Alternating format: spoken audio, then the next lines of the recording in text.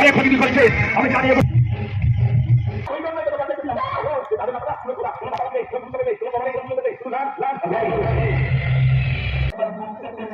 কেউ ভালো নেই, কেউ না।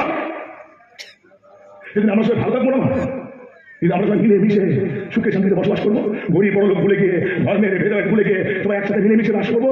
তখন দেখবে এই যাত্রা মঞ্চ থেকে আর লোকশিক্ষা নিতে হবে না। মানুষের বেঁচে থাকা দেখে যাত্রার নাট্যকারেরা আবার নতুন করে লোকশিক্ষা লেখার গল্প রসদ খুঁজে পাবে।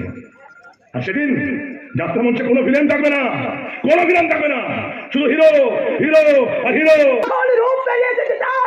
এই কথাটা আমি সবাইকে বলে দেবো। যেও না মা, দাঁড়াও, আর কথাটা শুনে যাও।